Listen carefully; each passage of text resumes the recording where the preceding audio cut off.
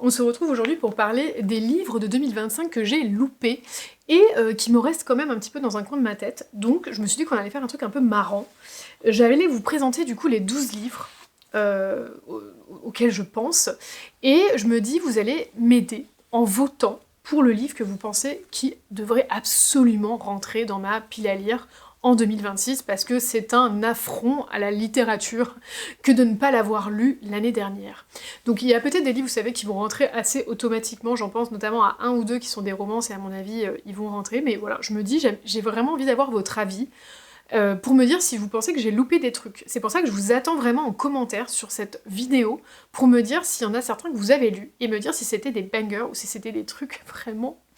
Genre, ma vie va vraiment avoir aucune espèce de différence de l'avoir lu ou de ne pas l'avoir lu.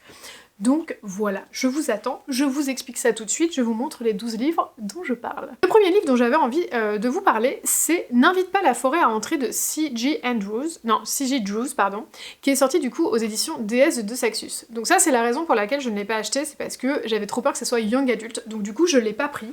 Pour autant, je sais que c'est un livre que j'ai vu beaucoup passer dans le top des meilleurs livres, en fait, que ce soit sur les chaînes anglophones, et maintenant sur les chaînes aussi francophones.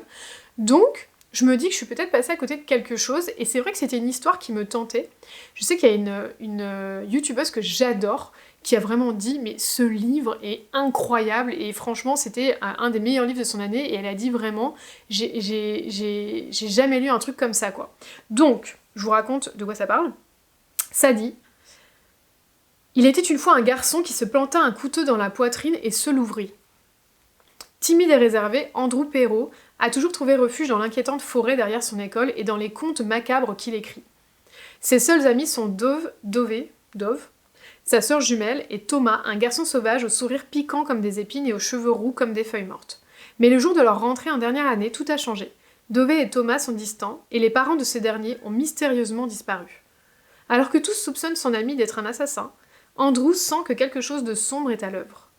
Quelque chose qui hante la forêt, quelque chose qui a soif de sang. Donc a priori c'est une espèce de conte horrifique qui va en plus mêler une histoire d'amour entre ces deux jeunes hommes. Mais a priori c'est un livre qui est aussi assez surprenant, donc je pense que ça pourrait être un bon match, vous me direz. Ensuite, il y a un livre que j'avais mis sur ma liste de Noël, et du coup il reste dans les livres qui m'intéressent, il s'appelle Silverton Supernatural Project de Ellie S. Green, et donc qui était, vous savez, un livre qui se passait à la Nouvelle-Orléans, et donc pour moi c'est quelque chose qui est déjà... très intéressant pour moi, parce que je suis absolument fan de la Nouvelle-Orléans, je joue une espèce d'obsession que je ne peux pas vraiment expliquer, et ça dit du coup en 1867.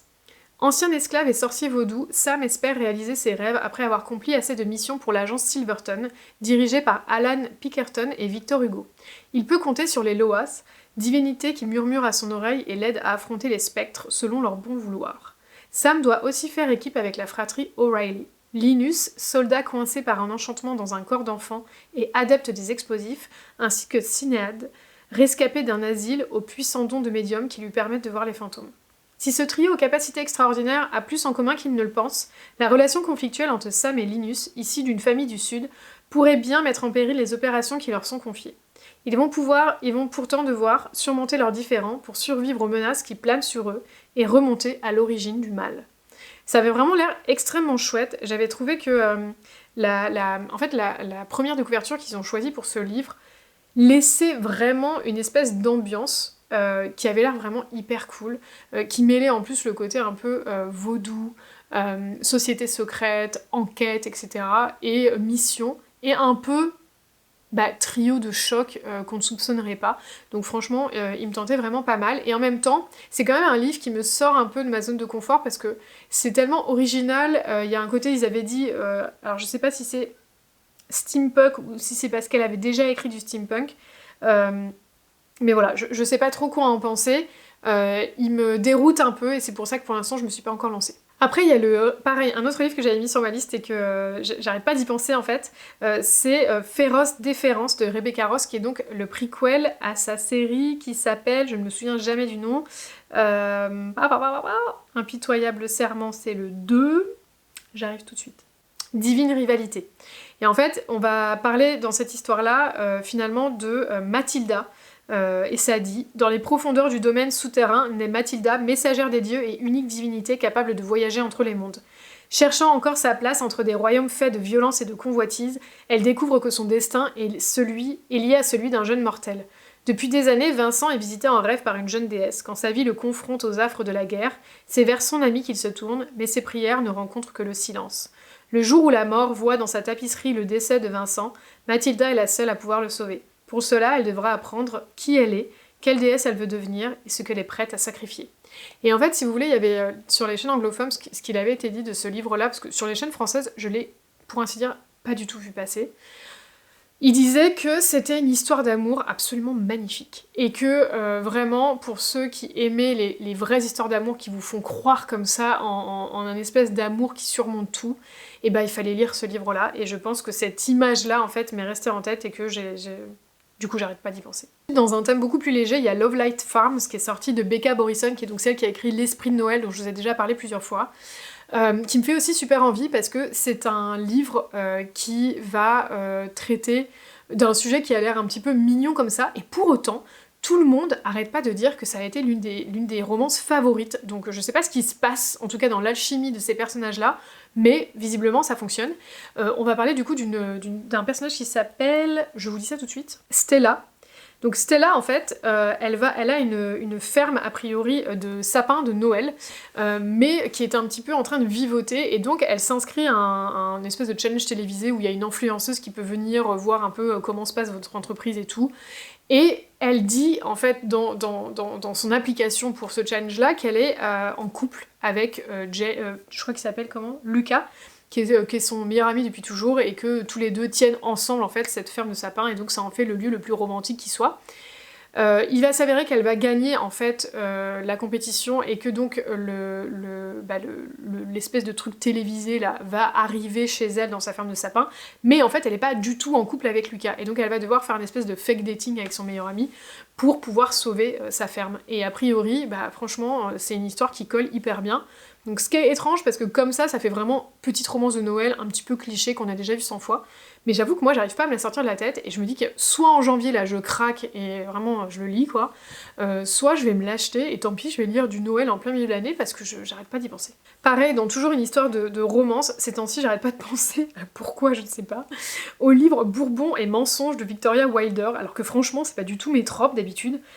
C'est l'histoire d'une jeune femme, je crois, qui va venir se réfugier dans une petite ville. Ça fait penser un peu à The Bribe. Donc c'est cette jeune femme qui fuit je ne sais pas quoi, qui va se réfugier dans une petite ville et qui va se retrouver mêlée en fait à des frères qui tiennent une distillerie, et il y a un des frères notamment qui est un ancien des forces spéciales, si je dis pas de bêtises, et qui va du coup un peu essayer de la protéger, mais à la fois qui est pas très content qu'elle vienne foutre le bazar dans sa ville. Donc voilà, il y a vraiment une vibe à The Bribe, en tout cas c'est ce que j'en ai compris de l'histoire. Et comme ces temps-ci, je suis vraiment... j'ai trop envie de lire de la romance, en fait. Et que là, ça sent vraiment la romance cow-boy à plein nez, mais vraiment tout ce que j'aime, j'avoue que j'arrête pas d'y penser. Ensuite, il y a un livre, alors c'est dommage parce qu'ils l'ont vraiment marqué comme le phénomène TikTok au succès planétaire. Bon, ça donne pas très envie, quoi. Alors qu'en fait, moi, je l'ai vu passer sur des chaînes YouTube, notamment de personnes que j'aime beaucoup, et qui, pareil, disaient que c'était vraiment un des meilleurs livres de l'année, parce que c'est vraiment un ovni. Ça s'appelle Bunny de Mona Awad. On l'a pas trop vu passer finalement sur les chaînes françaises, en tout cas moi pas du tout. Alors peut-être qu'il était sur BookTok, mais je ne suis pas sur TikTok, donc je ne sais pas. Et donc ça raconte, je vous dis, Samantha Mackey, étudiante boursière cynique et un brin asocial, se sent comme une intruse au sein de sa prestigieuse université. Entourée d'élèves prétentieuses, elle méprise plus que tout la clique des bunnies. Un groupe de filles richissimes, interchangeables et collées les unes aux autres, qui ponctuent chacune de leurs phrases de petits rires sucrés, tout ce que Samantha déteste. Jusqu'au jour où elle est invitée à l'une de leurs mystérieuses soirées et que tout bascule.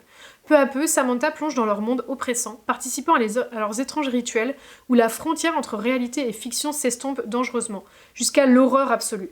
Cruel, hypnotique, délicieusement dérangeant, Bunny dynamite le monde universitaire et le mythe de l'artiste génial. Une satire noire, signée Mona Awad, autrice parmi les plus audacieuses de sa génération, adoubée par Margaret Atwood. Franchement, si ça donne pas envie de le lire, ça. Et en fait, il disait que c'était un espèce de truc hyper horrifique, en fait. Enfin, comme ça, on a l'impression de... Un peu, vous savez, d'un roman universitaire qu'on a vu 100 fois, avec les méchantes filles, un peu de Mean Girls, vous voyez, dans une version un petit peu plus trash. Et a priori, c'est pas du tout ça, et en fait, en lisant la quatrième de couverture, ce que les gens disaient, c'est que on ne sait pas du tout dans quoi on met les pieds, mais une fois qu'on a mis les pieds dedans, on peut plus s'arrêter de le lire, et quand on arrive à la fin, on est genre « What the fuck, qu'est-ce que je viens de lire ?» Donc franchement, ça a l'air plutôt cool. Ensuite, dans un truc qui n'a absolument rien à voir, mais qui avait été tellement encensé par une youtubeuse américaine que j'adore, c'est The Sword of Kaigen de ML Wang, qui me fait quand même en vrai pas mal envie. Même si c'est pareil, c'est pas forcément le genre de livre vers lequel je me tourne habituellement, et je pense que c'est pour ça que j'ai pas encore sauté le pas. Ça dit « Au sommet d'une montagne vivent les guerriers les plus puissants du monde, des surhommes capables de manier les lames de glace. Depuis des centaines d'années, les combattants de la péninsule de Kusanagi tiennent les ennemis de l'Empire à distance, ce qui a valu à leur bout de terre gelé le nom d'épée de Kaigen.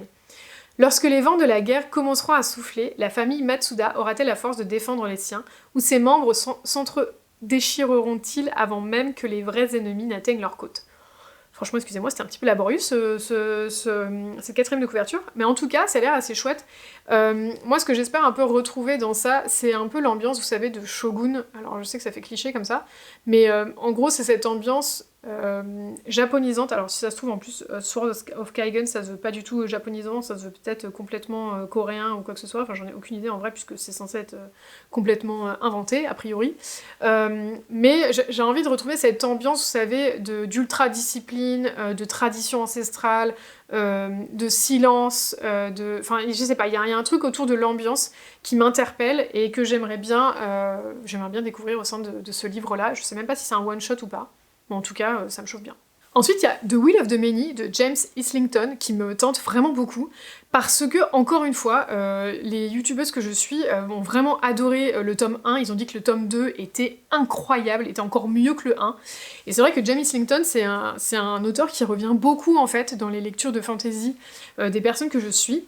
Ça, c'est un petit peu la contrepartie, je trouve, de suivre beaucoup de youtubeuses sur internet, c'est que quand même on est beaucoup dans les mêmes styles, quoi. Genre c'est beaucoup fantasy, romantasy et un peu de romance. Et c'est vrai qu'on a un peu du mal à trouver des choses un peu différentes, mais bon, écoutez, sujet pour une autre vidéo. Quoi qu'il en soit, j'ai beaucoup vu repasser cet auteur-là, et notamment avec ce livre The Will of the Many. Après, il y a eu une espèce de... Alors, est-ce que c'est une micro-polémique, un feu de paille? Est-ce que c'est un truc qui n'existe pas, que j'ai juste vu passer, que j'ai inventé dans ma tête? Mais j'ai eu l'impression qu'il y avait des sujets autour de la traduction de ce livre qui avaient été faits avec de l'IA, si j'ai bien compris. Et donc du coup, il y avait pas mal de gens qui ont finalement boycotté un peu l'ouvrage. Je sais pas si c'est le cas, si vous en avez entendu parler, dites-moi. Moi, franchement, j'ai cru voir passer ça, mais je ne sais pas. En tout cas, je ne sais pas si ça altère, en tout cas, la qualité de la traduction, et c'est ça qui me fait un peu peur. Donc, j'ai pas osé me le prendre en audio. Aussi parce que je me dis, à chaque fois que je prends une énorme fantaisie en audio, je me dis mais pourquoi je l'ai pas pris en papier, parce que franchement c'est une catasse. J'avais eu le cas, vous savez, avec le livre qui ne voulait jamais brûler, où j'étais perdue toutes les 5 minutes, ça m'a saoulée, j'ai arrêté, alors que si ça se trouve le livre est très bien. Donc là, j'aimerais bien ne pas me planter, quoi. Franchement, je vous refais pas le résumé parce que c'est long comme jaja, mais c'est en gros une histoire de une réécriture d'un espèce d'empire romain un peu tyrannique, avec une histoire où les gens donnent leur will, enfin leur volonté, enfin genre leur libre arbitre visiblement, et ça génère des pouvoirs qui n'est commun de certains qui sont les plus puissants de l'empire, et que du coup l'utilisent pour asservir une autre partie de la population, si j'ai bien compris. Je sais pas trop, en tout cas j'avais un peu envie de me plonger dans l'univers pour justement découvrir moi-même ce que ça donnait. Si jamais vous avez entendu parler de ça, si vous savez que du coup la traduction n'y est pas bonne, dites-le moi, parce que moi j'ai déjà eu le cas avec une traduction qui était vraiment pas bonne dans Le Loup et la Sorcière, ça s'appelle The Witch Walker, je crois que c'est ça, Le Loup et la Sorcière, mais j'ai un doute. Vraiment la traduction dans le 1 était pas bonne, c'est ce qui m'empêche d'aller dans le 2, je sais que dans le 3 ils sont en train de rectifier ça à la côté bookmark, mais franchement c'est laborieux quand on se tape un bouquin qui est un peu long avec une traduction qui est pas dingue. Donc voilà, dites-moi. Si jamais vous l'avez lu, que ça vous a pas du tout marqué, mais que vous avez trouvé que le livre était nul, dites-moi aussi, ça m'intéresse. Ensuite, il y a un autre livre que j'ai pas lu, et ça c'est un truc de ouf, parce que, croyez-moi, j'attendais sa sortie, mais comme jamais, quoi. Et j'arrive pas à comprendre pourquoi je l'ai pas lu. Donc franchement, je ne m'explique pas. C'est First Time Caller de Becca Borison. Donc vous savez, c'est cette histoire, le livre il est sorti en juin, ou tout début juillet, et je pense que c'est ça le souci, parce qu'en fait, si vous voulez, début juillet, comme moi j'étais vraiment dans mon voyage là en Indonésie et tout, je pense que tout ce qui était achat et tout, c'était c'était financièrement pas du tout le moment, et je pense que j'ai loupé comme ça quelques sorties, et notamment ce livre-là, il a beau être même disponible en audio, je me suis toujours pas penchée dessus, alors que franchement, mais pourquoi? Donc en fait, dans cette histoire, on va suivre deux personnages, dont un qui est donc le protagoniste masculin qui a une émission de radio, qui est un peu une émission, vous savez, des cœurs brisés, où en fait il aide un peu les gens, il leur donne des conseils sur leur relation amoureuse. Et en fait, il y a une petite fille qui va l'appeler pour lui parler de sa mère. Et en fait, ça va tellement bien se passer que sa mère va être invitée à venir assez régulièrement parler dans l'émission de radio, et qu'a priori, ces deux-là vont tomber amoureux. Ça fait un peu Nuit blanche à Seattle, je trouve. Et j'ai... Malheureusement, Nuit blanche à Seattle, je l'ai jamais terminé le film parce que je l'ai pas trouvé extraordinaire. Mais en tout cas, là, le livre me tentait beaucoup. Et tout le monde dit que c'est génial, donc je ne sais pas ce que j'attends. Je ne sais pas, je ne me l'explique pas. Dites-moi, vous, ce que vous en pensez. Après, il y a un livre qui est sorti aux éditions Bookmark chez Lost Kingdom, chez Bookmark aux éditions Lost Kingdom, pardon, qui me faisait super envie, et je ne sais pas trop pourquoi je n'ai pas tenté. Parce qu'il n'y a pas vraiment de raison. Mais bon, vous savez que les livres chez Bookmark sont vraiment très très chers, donc je pense que ça n'a pas aidé. Ça s'appelle Fallen Fae Gods, ça s'appelle Les Ailes Dorées de Jamin Eve. Et je vous raconte l'histoire. Un seul appel a suffi à faire basculer ma vie. Quand une voix grave et envoûtante, presque inhumaine, m'annonce la disparition d'un livre ancien, la panique me gagne. Je comprends, moi aussi ça me gagnerait. Sans attendre, je fonce à la bibliothèque Dragerfield en pleine nuit, bravant la règle la plus importante, il est formellement interdit d'y entrer après la tombée du jour. Car Dragerfield est une porte, un passage vers Rizest, le royaume des failles. Un monde qui ne s'ouvre qu'à la nuit tombée. Un monde où les humains n'ont que deux rôles, divertir ou je vous laisse deviner. Et moi, l'idiote, j'ai franchi la frontière sans y être invitée. Ah, et cette voix au téléphone, c'était Drager, l'un des 5 déchus. Un dieu faé à l'aura draconique, et mon nouveau geôlier. Le livre disparu n'est déjà plus qu'un lointain souvenir. Maintenant, c'est ma liberté et peut-être ma vie que je risque de perdre, et ce voyage en faérie pourrait bien être sans retour. Écoutez, j'en ai vu des super bons avis de ce livre. Donc franchement, il est hyper bien noté. Donc ça a l'air vraiment cool. En tout cas, c'est a priori en tout cas le premier d'une saga, mais pour l'instant, il est encore un petit peu cher. Mais si j'achète pas trop de livres cette année, je me dis que potentiellement, voilà, il peut rentrer dans la liste. L'avant-dernier livre, c'est Corps Céleste de Imani Eriu, du coup, qui est paru aux éditions Roncière. Et là, franchement, pourquoi? Tout simplement parce qu'en fait, j'ai vu des avis passer qui étaient dithyrambiques. Ils disaient que c'était genre l'un des meilleurs livres qu'ils avaient lu cette année. Donc je me suis dit, bon allez, franchement, il faut trop que je tente. Ça dit, dans un monde régi par les astres, Dieu cruel et impitoyable, la princesse Elara a été maudite par le destin. Une prophétie lui promet qu'elle tombera amoureuse d'un astre, et que cet amour les tuera tous les deux. Le dieu descend alors sur Terre afin de l'éliminer. Pour survivre, la princesse est contrainte de fuir et de trouver refuge dans les bras de son ennemi, prince du royaume voisin. Malgré leurs différends et leur magie opposée, les deux héritiers possèdent le même objectif, tuer l'astre tyrannique. Tandis qu'Elara tente de dompter ses pouvoirs, elle se retrouve également à devoir maîtriser ses peurs, sous peine de tomber sous le joug du prince qu'elle considère comme un monstre. Mais alors que les faces cachées de leur magie se révèlent et que les masques tombent, leur alliance fragile survivra-t-elle à la danse mortelle orchestrée par les astres? Ça a l'air trop cool. Franchement, ça a l'air vraiment trop cool. Et comme je vous disais, il y a une youtubeuse là que je viens de découvrir, qui est une américaine, qui lit des trucs qui sont vraiment très proches de mes lectures, enfin en termes de goût et tout, je me suis dit bah... C'est mon double, mais en fait aux US. Et elle a vraiment dit c'est un des meilleurs livres de mon année. Et pourtant, je trouve que ici en France, on en a très peu entendu parler. Moi, je l'ai vu que sur une chaîne. Pareil, la personne disait que c'était une des meilleures lectures, donc c'est un peu dommage. Donc je me dis que potentiellement ça peut être une bonne occasion aussi de lui redonner un petit peu de visibilité. Le dernier livre dont je voulais parler, c'est Queen's Game de Hayley Desbot. Pas du tout, je sais pas pourquoi j'ai voulu l'appeler comme ça, la pauvre.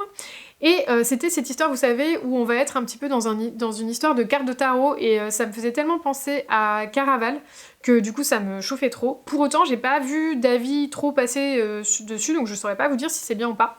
Dans le monde des cartes, la répartition détermine la destinée de chaque individu. Mais les jokers, porteurs de dons uniques, n'ont jamais appartenu à ce système. Jugés dangereux, ils ont été bannis sur une île, condamnés à survivre comme ils le pouvaient. Cependant, lorsque la reine de trèfle disparaît, un pacte est proposé aux jokers. S'ils résolvent discrètement ce mystère, leur exil prendra fin. Et c'est Snowflake, polymorphe audacieuse, qui se voit confier cette mission presque impossible. Elle doit prendre l'apparence de la souveraine et enquêter dans un univers hostile aux jokers. Mais le temps presse. Le Grand Tarot, tournoi annuel qui remet en jeu couronne et rang, approche. Face à des épreuves... pardon, excusez-moi.